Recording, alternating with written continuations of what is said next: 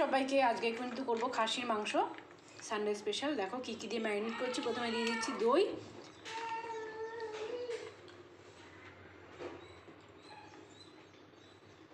এটা কিন্তু কালো মাংস হিসেবে তৈরি করব। আচ্ছা, নুন দিয়ে দিচ্ছি পরিমাণ মতো, আর দিয়ে দেবো এখানে হলুদ,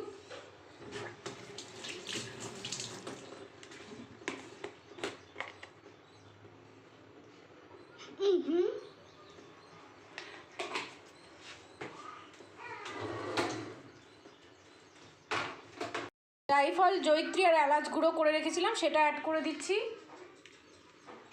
এবার দেবো লঙ্কার গুঁড়ো, সামান্য একটু লঙ্কার গুঁড়ো, কাশ্মীরি মির্চ দিচ্ছি।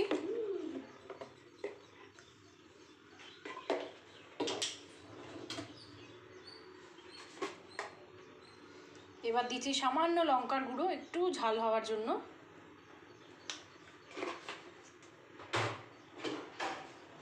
আর দেবো এখানে জিরে গুঁড়ো। তো এই হচ্ছে মশলা। আর উপরে একটু সর্ষের তেল দিয়ে ভালো করে মাখিয়ে নেব। সামান্য একটু সর্ষের তেল দিয়ে ভালো করে মাংসটা মাখিয়ে 1-1.5 ঘন্টা কিন্তু এটাকে আমরা ম্যারিনেট করে রেখে দেবো। যত ম্যারিনেট করে রাখা থাকবে ততটাই কিন্তু মশলাটা ভালোভাবে ঢুকবে এবং খেতেও খুব সুস্বাদু হবে।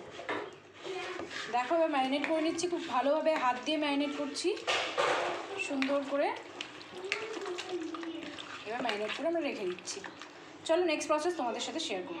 টমেটো, এখানে রয়েছে পেঁয়াজ আর রয়েছে রসুন, আর এখানে তেলের মধ্যে আমরা দিয়ে দিয়েছি টমেটো আর হচ্ছে রসুন দিলাম আর পেঁয়াজ দিচ্ছি। সব একসাথে ভালো করে কিন্তু একটু নরম করে নেব নাড়িয়ে চালিয়ে। রেসিপিটা দেখো একটা দুর্দান্ত রেসিপি, খুবই কম সময়ের মধ্যে। আর একটু দিয়ে দেবো এর মধ্যে কাজু বাটা। তো এটা এখন একটু নরম করে নিয়ে আবার তোমাদের দেখাচ্ছি। নরম হয়েই এসেছে।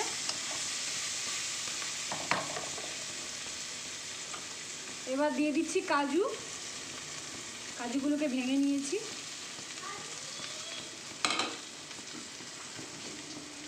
আর একটু আদা গুঁড়ো দিচ্ছি।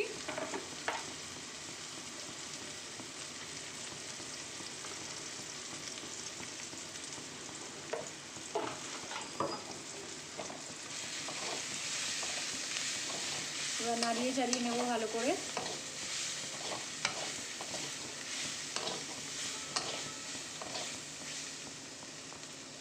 পেস্টটা একদম দেখো ভালোভাবে তৈরি হয়ে গেছে ভাজাটা। এবার এটাকে আমরা পেস্ট বানিয়ে নেবো মিক্সিতে। এবার তেলটা গরম হয়েছে, এবার কী কী দিচ্ছি দেখে নাও। শুকনো লঙ্কা দিয়ে দিলাম, আর দেবো তেজপাতা, আর এখানে গোটা মশলা যেটাকে বলা হয়, লবঙ্গ দিচ্ছি আর দারচিনি সব দিয়ে দিয়েছি। এইবারে দেখো মাংসের যে তেলটা বার করে নিয়েছিলাম আলাদা করে, সেই তেলটা কিন্তু এই গরম তেলের মধ্যে দিয়ে দেবো, তাতে কিন্তু মানে স্বাদটা বেশ অন্যরকম হয়। খাসির তেলগুলোকে এর মধ্যে ছেড়ে দিলাম। এই তেলের সাথেও কিন্তু বেশ ভালোভাবে মানে খাসির মাংসটাও রান্না হয়ে যায়। এবার এটাকে একটু নরম হতে দেবো। এটা দেওয়ার কারণ হচ্ছে অল্প তেলে যদি তোমরা এই খাসির চর্বিটা যোগ করো, সেক্ষেত্রে কিন্তু অল্প তেলে খাসির মাংসটা রান্না হয় এবং সেটা খেতেও কিন্তু খুব দুর্দান্ত একটা টেস্ট হয়। তো দেখো এটা আমি দিয়ে দিয়েছি, এটা একটু নরম হয়ে গেছে। এবার যেটা মশলাটা আমরা পেস্ট করে নিয়েছিলাম সেটা এবার অ্যাড করে দিচ্ছি। সেই মশলাটা অ্যাড করছি।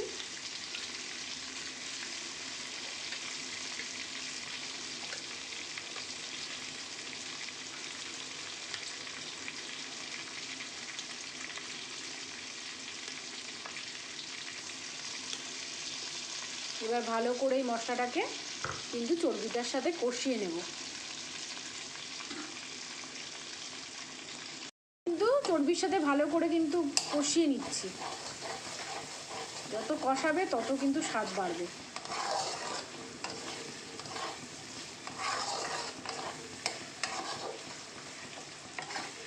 আর হ্যাঁ, এতে অবশ্যই তোমরা আদা রসুন পেস্টটা অ্যাড করবে। আমরা অ্যাড করে নিয়েছি, সেটা আর দেখাইনি। অবশ্যই এটাতে কিন্তু আদা রসুন পেস্ট অ্যাড করবে। ম্যারিনেট করা মাংসটা ছিল সেইটা এবারে অ্যাড করে দিচ্ছি। এই হয়েছে, আমরা অ্যাড করে দিলাম মাংসটা। এবার মশলার সাথে ভালো করে কিন্তু কষিয়ে নেব। একদম বড় বড় পিসের খাসির মাংসটা দিয়ে দিয়েছি। দেখো মাংসের কালারটা কিন্তু দুর্ধর্ষ এসছে দেখতে, দেখার উপরে কিন্তু রান্নাটা অনেকটাই নির্ভর করে। তো দেখো এখন আমরা কিন্তু মাংসটাকে কষিয়ে নিচ্ছি, খুব ভালোভাবে কষাবো, একদম মানে টেনে পুরো তেল বেরিয়ে যাবে এই মাংসের।